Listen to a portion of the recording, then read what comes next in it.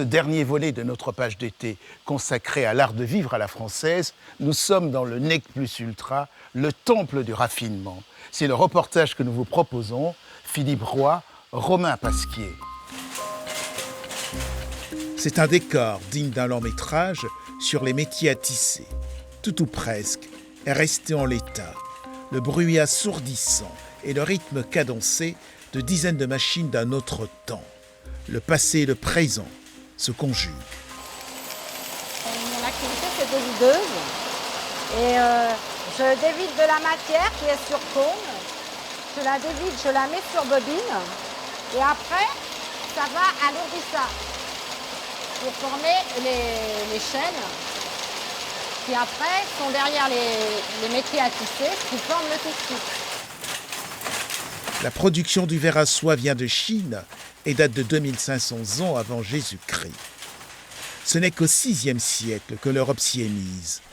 La filature industrielle va s'imposer avec ses kilomètres de carton perforé.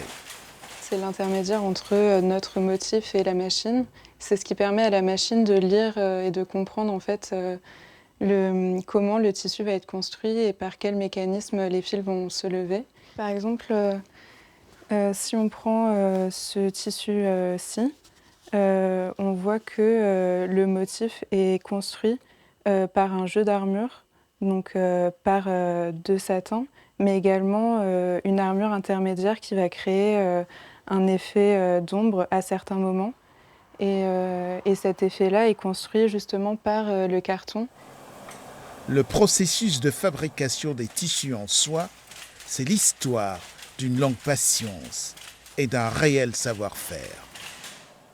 Donc ce tissu-là, c'est le Dama Lavigne. Il est composé 100% en soie. Donc là, le violet, c'est une armure satinée sur l'endroit. Et en fait, quand on le retourne, c'est l'envers du satin qu'on voit. Donc d'un côté, c'est violet, de l'autre, c'est donc la couleur de la trame qu'on peut voir.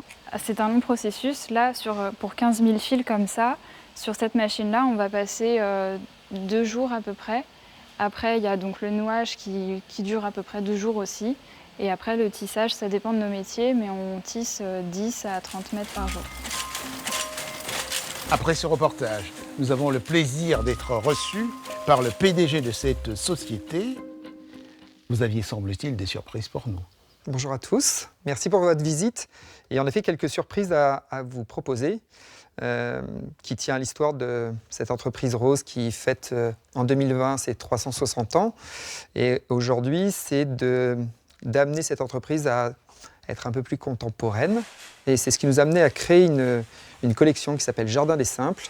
Et Jardin des Simples, c'est le fait de concilier la soie, le tissage de la soie, avec des matières végétales.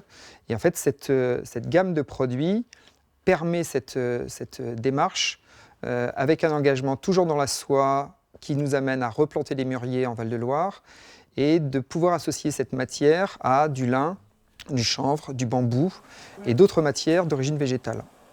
Ce fauteuil, c'est la deuxième surprise, à vocation entrée presque dans l'histoire.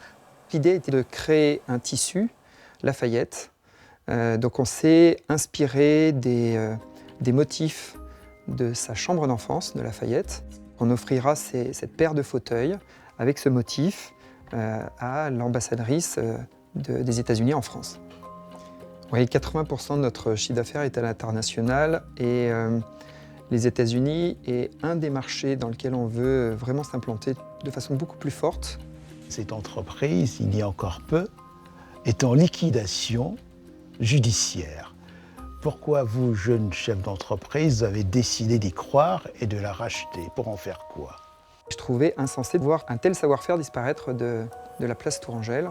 Tours était la première capitale de la soie, puisque c'est une décision de Louis XI en 1470 qui, ne trouvant pas la possibilité de créer une manufacture à Lyon, a décidé de la faire à Tours. Et donc il a, par lettre au château d'Amboise, fait en sorte d'accueillir des soyeux italiens notamment à Tours pour créer la première manufacture. Entre ceux qui plantaient les mûriers, entre les sériciculteurs qui élèvent les vers à soie, la filature et le tissage, on arrivait à avoir une filière totale. Et en fait aujourd'hui, c'est d'essayer de relancer cette démarche-là en ayant une une soie made in Tours.